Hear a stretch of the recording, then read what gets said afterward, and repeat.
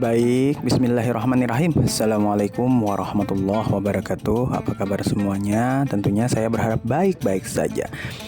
Kembali lagi di channel Bapak Guru 1988, saluran informasi dan pendidikan bagi kita semua. Oke, rekan-rekan sekalian, di video kali ini saya mencoba untuk kembali memberikan prediksi soal CPNS tahun 2024 dengan subbagian TKP, subtes adalah pelayanan publik ya. Soal-soal ini saya dapatkan dari berbagai sumber, dari video YouTube, kemudian website-website yang membahas tentang prediksi-prediksi soal CPNS tahun 2024 serta di FR soal CPNS tahun 2023. Oke. Namun sebelum itu rekan-rekan sekalian, ada beberapa hal yang ingin saya sampaikan tentang bagaimana sih cara menjawab soal-soal TKP. Ada beberapa tips yang bisa saya berikan kepada rekan-rekan dalam menjawab soal TKP. Yang pertama, pahami terlebih dahulu subtes apa yang ditanyakan pada soal tersebut. Apakah pelayanan publik, jejaring kerja, sosial budaya, teknologi informasi dan komunikasi, profesionalisme, atau anti radikalisme. Jadi cari tahu terlebih dahulu rekan-rekan sekalian. Yang kedua, kita harus mencari tahu kita berperan sebagai apa dalam soal tersebut ya. Apakah sebagai pimpinan, apakah sebagai pegawai, atau orang yang sedang melaksanakan sesuatu. Yang ketiga, cari tahu masalah yang ada pada soal. Biasanya sih masalah itu lebih dari satu ya rekan-rekan sekalian. Jadi harus benar-benar diperhatikan masalah seperti apa yang timbul dan kita bertindak sebagai apa dalam soal tersebut. Kemudian yang keempat, selesaikan masalah tersebut berdasarkan dengan posisi kita sebagai apa ya. Jadi kita menyelesaikan masalah yang ada dalam soal dan sesuai dengan SOP posisi kita pada soal tersebut. Yang kelima, pilih jawaban yang paling baik dan bisa menyelesaikan semua masalah pada soal berdasarkan dengan wewenang kita. Oke. Nah, itu beberapa tips dalam menjawab soal TKP. Kemudian kita kerucutkan lagi ke bagaimana mengetahui atau bagaimana cara menjawab soal TKP untuk pelayanan publik. Nah, kita harus mengetahui terlebih dahulu rekan-rekan kerja sekalian, pelayanan publik adalah kemampuan menampilkan perilaku keramah tamahan dalam bekerja yang efektif agar bisa memenuhi kebutuhan dan kepuasan orang lain sesuai dengan tugas serta wewenang yang kita miliki. Ya, kemudian isi soal itu pasti akan menampilkan pelayanan yang benar-benar prima. Jadi di setiap soal kita harus mengetahui bagaimana cara mengoptimalkan pelayanan kita sebagai aparatur sipil negara. Yang ketiga, setiap ASN harus bersikap adil dan tidak diskriminatif. Nah, kemudian kita sebagai ASN juga harus bersikap profesional dan berintegritas tinggi dalam memberikan pelayanan.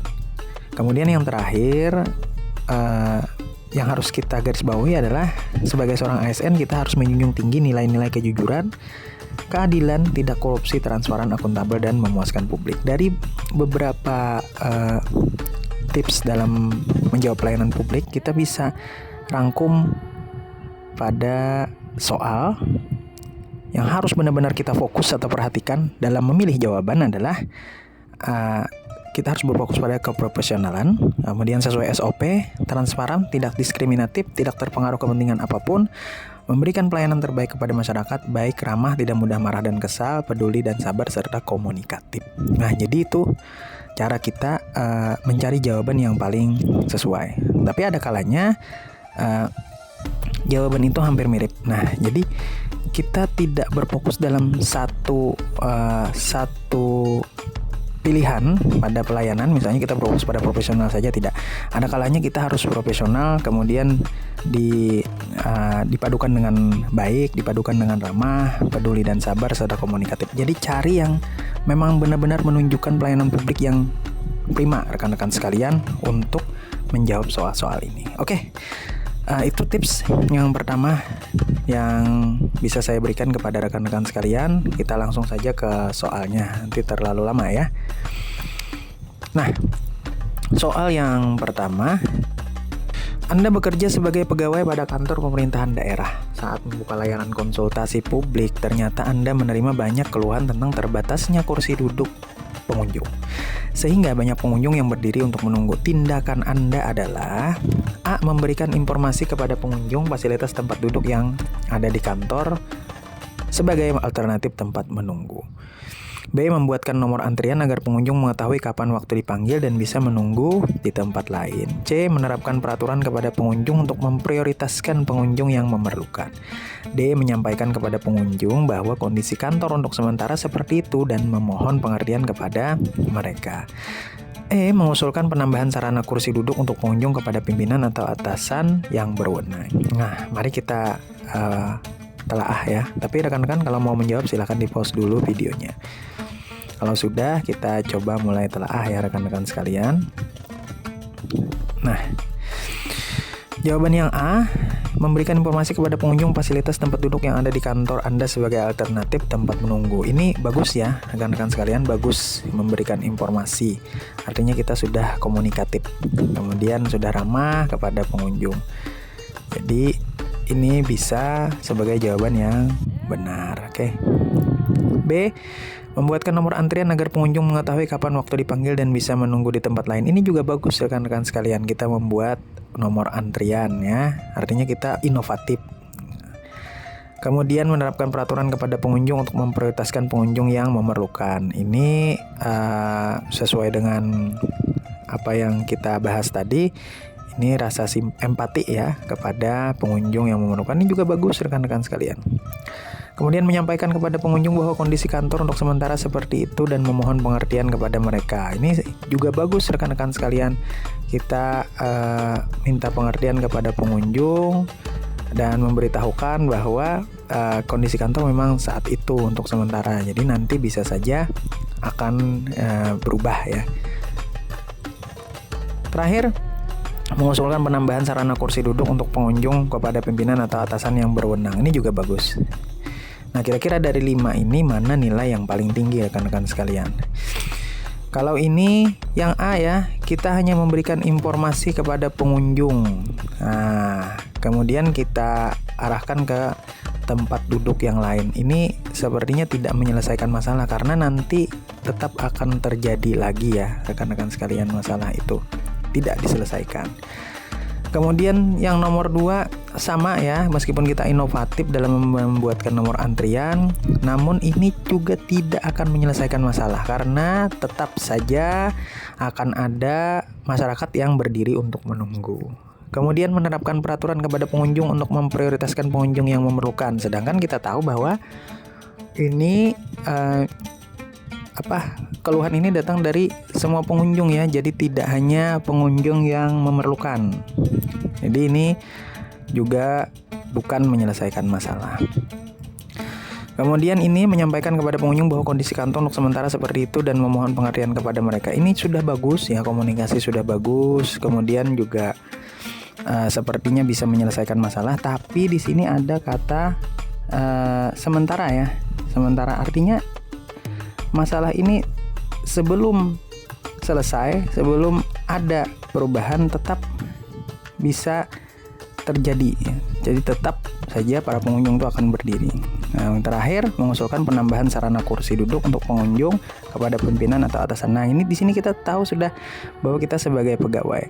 Tindakan yang paling tepat adalah kita langsung mengusulkan penambahan sarana kursi duduk untuk pengunjung kepada pimpinan atau atasan yang berwenang. Jadi harus diselesaikan. Ya, selesai jika kita mengusulkan penambahan sarana kursi duduk untuk pengunjung. Kenapa hanya mengusulkan? Karena di sini kita pegawai. Dengan adanya usulan, nanti akan ditambah tempat duduk, maka selesailah masalah itu. Nah, jadi menurut saya jawaban yang paling tepat adalah E. Kalau rekan-rekan ada yang berbeda dengan yang saya sajikan, bisa saja ditulis di kolom komentar, kemudian berikan alasannya.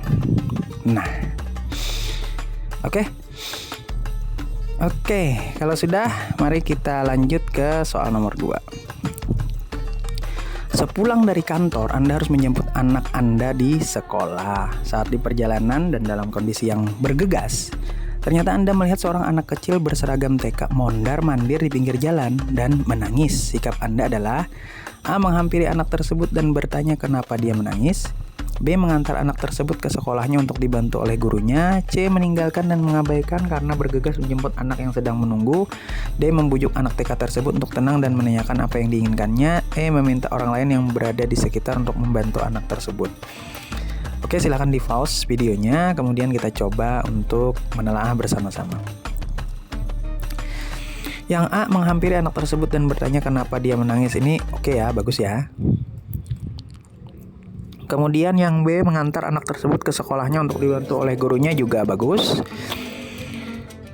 Yang C meninggalkan, ini sudah pasti kita eliminasi ya. D membujuk anak TK tersebut untuk tenang dan menanyakan apa yang diinginkannya, juga bagus. Yang E meminta orang lain, nah ini juga kita eliminasi sudah. Jadi ada A, B, dan D. Kalau menurut rekan-rekan yang mana yang jawaban Pak mempunyai poin yang paling tinggi? Mari kita lihat di sini menghampiri anak tersebut dan bertanya kenapa dia menangis. Di sini kita lihat bahwa dia itu anak TK. Nah, kita harus mengetahui cenderung anak-anak ini dia tidak peduli atau takut ya dengan orang asing. Karena kita tidak mengenal dia. Ini bagus menghampiri kemudian bertanya. Ini sepertinya tidak akan dijawab oleh anak TK tersebut ya. Apalagi kalau dia diberikan pendidikan bahwa jangan berbicara dengan orang asing. Ini menurut saya kurang tepat atau kurang tinggi nilainya. Kemudian yang B mengantar anak tersebut ke sekolahnya untuk dibantu oleh gurunya. Nah, ini ada aksi kita antar anak tersebut ke sekolahnya. Kan dia memakai seragam ya. Jadi kita pasti mengetahui di mana dia bersekolah.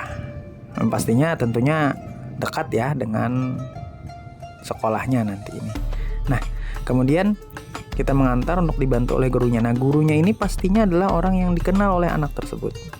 Maka dia pasti akan mau menjelaskan permasalahan yang terjadi pada dirinya. Karena kan gurunya merupakan orang yang dikenal baik oleh anak TK tersebut. Kemudian D membujuk anak TK tersebut untuk tenang dan menanyakan apa yang diinginkannya. Ini sama dengan yang A ya. Jadi kurang tepat kalau menurut saya, kurang tinggi nilainya. Jadi menurut saya yang benar adalah B. Nah, sebagai orang tua kita tahu bahwa kondisi anak TK yang menangis akan sedikit sulit ditenangkan, sehingga perlu orang yang dikenalnya untuk bisa memahami atau setidaknya bisa menenangkan anak tersebut. Sehingga tindakan kita yang paling tepat adalah membantu anak tersebut untuk menemukan orang yang dikenalnya sehingga permasalahan bisa diselesaikan. Oke, kalau ada yang berbeda bisa dijelaskan, kemudian didiskusikan di kolom komentar. Lanjut rekan-rekan. Saat mengantri di rumah sakit, tiba-tiba ada seorang wanita menyela antrian Anda dengan alasan jika kondisinya sedang dalam keadaan tergesa-gesa karena perlu cepat penanganan di IGD, sedangkan kondisi Anda juga dalam keadaan yang sama. Sikap kita adalah A. Berusaha untuk menahan emosi namun tetap jengkel di dalam hati. Ini langsung saja sudah kita eliminasi ya. Tidak sesuai kaidah-kaidah ya, sabar. Dengan B, dengan tenang meminta perempuan tersebut untuk antri sesuai urutan. Ini ya bagus ya. Memarahi dan membentak, wah ini tidak perlu kita baca lagi ya. Memarahi dan membentak itu bukan sikap seorang ASN yang profesional. Meminta bantuan petugas atau satpam untuk menyelesaikan masalah tersebut, ini juga bagus. Sambil tersenyum dan tenang memberitahukan bahwa Anda juga dalam kondisi yang sama. Ini juga bagus. Jadi yang mana rekan-rekan? B, D, atau E? Kalau sudah, coba di pause dulu, kemudian kita telah bersama-sama. Yang B, dengan tenang meminta perempuan tersebut untuk antri sesuai urutan ya. Jadi dengan tenang kita meminta perempuan tersebut untuk antri sesuai urutan tanpa mengatakan kenapa ya. Karena ya mungkin saja dia sudah tahu bahwa dia salah ya. Kemudian nanti mungkin akan terjadi perdebatan di antara Anda dengan perempuan tersebut karena Anda tidak menjelaskan kenapa sih dia harus antri ya. Jadi menurut saya ini kurang tinggi nilainya. Benar tapi kurang tinggi nilainya. Mungkin 3 ya. Kemudian yang D, meminta bantuan petugas atau satuan untuk menyelesaikan masalah tersebut. Nah, ini tentunya akan berujung pada sama-sama tidak enak ya, atau dia merasa jengkel kepada Anda. Ini masalah yang penyela antrinya selesai tapi nanti akan muncul masalah baru dengan perempuan tersebut ya. Jadi mungkin di sini 4 atau 3 ya. Mungkin di sini 4 ya rekan-rekan. Nah, dengan tenang ya. Jadi di sini 4, di sini 3 mungkin. Nah, lalu Yang mana jawaban yang paling tepat? Nah, kalau menurut saya sambil tersenyum dan tenang kita beritahukan bahwa kita juga dalam kondisi yang sama. Maka nanti dia karena mengalami hal yang sama, kemungkinan besar dia akan mengerti dengan kondisi kita. Jadi menurut saya jawaban yang tepat adalah ya. Cara terbaik menyelesaikan masalah ini adalah dengan jawaban E, di mana kemungkinan konflik lanjutan tidak akan terjadi. Jawaban D juga bagus karena kita sebagai orang yang dilayani. Oh ya, sini berarti 4 ya. Meminta satpam, namun nanti akan ada kemungkinan konflik atau masalah Anda dengan wanita tersebut. Nah, berlanjut nanti. Oke, lanjut rekan-rekan. Saat Anda berada di front office, Anda mendapati masyarakat yang sangat rewel dan cerewet dalam mengurus administrasi. Padahal seluruh persyaratan sudah ada dalam petunjuk pelayanan. Namun tetap, masyarakat tersebut meminta kejelasan kepada Anda dan selalu bertanya apakah berkasnya sesuai atau tidak, serta selalu meminta agar cepat sikap kita. A. Tetap melayani dengan sabar dan meminta masyarakat tersebut untuk kembali membaca petunjuk teknis. Ya, lumayan ya, bagus ya. Anda melayani sesuai aturan yang berlaku dan berkomunikasi dengan baik serta menjelaskan hal-hal penting sesuai ketentuan. Oke. Tetap melayani sesuai dengan standar operasional. Oke. Dengan sabar kembali menjelaskan dan selalu memberikan jawaban bahwa berkas yang diminta sudah sesuai serta berusaha untuk menyelesaikan tepat waktu sesuai standar yang ada. Tidak memperdulikan. Nah, ini sudah tidak perlu lagi kita baca karena tidak memperdulikan itu bukan kaidah-kaidah seorang ASN ya. Nah, jadi yang mana rekan-rekan, A, B, C atau D? Kita coba telaah. Ini tetap melayani dengan sabar. Oke, bagus ya. Melayani dengan sabar dan meminta masyarakat tersebut untuk kembali membaca petunjuk teknis. Jadi kita minta dia coba baca lagi Bapak. Padahal pada saat itu dia sedang bertanya ke kita ya. Artinya setiap ada pertanyaan harus ada jawaban. Ini saya rasa kurang tinggi nilainya ya. Kemudian Anda melayani sesuai dengan aturan yang berlaku dan berkomunikasi dengan baik serta menjelaskan hal-hal yang penting sesuai dengan ketentuan. Sama ya. Ini kita hanya menjelaskan hal-hal penting sesuai ketentuan. Sedangkan yang dia tanyakan mungkin saja bukan hal-hal yang ini. Ya. Ini kurang tinggi juga nilainya saya rasa. C. Tetap melayani sesuai dengan standar operasional pelayanan. Ya, kalau sesuai standar artinya kita tidak berimprovisasi, rekan-rekan sekalian. Ini juga bagus tapi kurang tinggi. Menurut saya adalah dengan sabar kembali kita jelaskan kepada beliau. Kemudian setiap dia bertanya kita berikan jawaban. Nah, kemudian kita tegaskan bahwa berkas yang dibawa sudah sesuai arahan ya. Kemudian kita juga berusaha untuk menyelesaikannya tepat waktu sesuai standar yang ada. Karena kan biasanya ada standar pelayanan waktu di kantor-kantor itu ya. Nah, jadi kita bisa menjelaskan kepada beliau. Jadi jawaban yang paling tinggi nilainya menurut saya adalah yang D. Nah, jawaban D merupakan jawaban yang paling tepat karena dalam SOP tidak terus pelayanan kepada masyarakat yang rewel dan cerewet. Benar juga ya. Ini juga bagian dari adaptasi dan komunikasi yang baik sebagai ASN. Jawaban B juga bernilai tinggi ya. Nah, karena juga menyatakan komunikasi aktif kepada masyarakat. Tapi ya tadi hanya hal-hal penting. Jadi di sini 4 dia, yang ini 5. Jadi usahakan rekan-rekan cari yang nilainya 5 ya. Rekan-rekan sekalian minimal 4 lah dalam setiap soal. Oke, lanjut rekan-rekan. Anda sudah menyusun rencana kerja dalam melaksanakan kegiatan yang akan dilakukan oleh kantor Anda. Namun saat presentasi rencana kerja Anda diragukan oleh atasan Anda. Reaksi kita. A. Memikirkan jawaban yang akan diberikan untuk mengurangi keraguan atasan. B. Merasa yakin dengan rencana Anda dan tidak memperdulikan keraguan atasan. Wah, ini sudah tidak memperdulikan, ini kita coret aja udah rekan-rekan sekalian. C. Mendengarkan apa saja yang dilakukan oleh atasan Anda dengan sebaik-baiknya dan memastikan hal apa saja yang menjadi keraguannya. Oke, lumayan bagus ya. Nah, ini bagus. Memperhatikan apa yang menjadi keraguan atasan dan mencari cara untuk mengantisipasinya. Dia menyampaikan argumentasi yang kuat tentang rencana usulan tersebut dan memberikan kesempatan kepada atasan untuk bertanya. Ini bagus. Jadi yang mana rekan-rekan A, C, D, E? Kalau menurut saya dalam soal ini kita bisa melihat sudah jawaban yang paling tinggi itu yang mana. Jadi yang pertama memikirkan jawaban yang akan diberikan untuk mengurangi keraguan atasan, ini benar, tapi kita hanya memikirkan jawabannya. Nah, mikirkan aja, nggak ada aksi apa-apa. Kemudian mendengarkan apa saja yang dilakukan oleh atasan dengan sebaik-baiknya dan memastikan hal apa saja yang menjadi kekurangan. Jadi kita mendengarkan saja dan memastikan saja hal apa yang menjadi keraguannya. Ini juga kurang tinggi nilainya. Kemudian D, memperhatikan apa yang menjadi keraguan atasan dan mencari cara untuk mengantisipasinya. Mencari cara dan memperhatikan itu aksi yang kurang oke ya kalau menurut saya. Yang E, nah ini menyampaikan argumen yang kuat.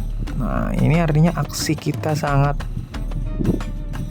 presentatif ya, menyampaikan argumen tentang rencana usulan tersebut. Kemudian kita berikan kesempatan atasan untuk bertanya. Wah, jadi ini kita bisa memberikan jawaban untuk menghilangkan keraguan para atasan. Jadi menurut saya jawaban yang paling tinggi adalah yang paling tinggi poinnya.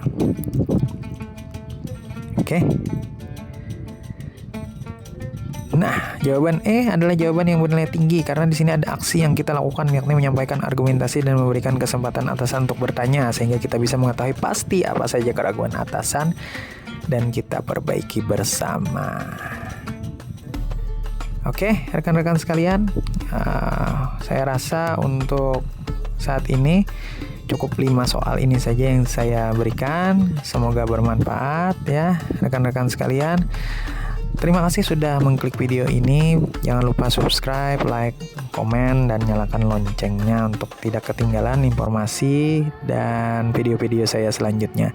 Saya doakan kepada rekan-rekan yang subscribe, kemudian like, dan menyebarkan video saya ini bisa lulus untuk ujian CASN tahun 2024. Terima kasih sekali lagi, salah hilap mohon maaf.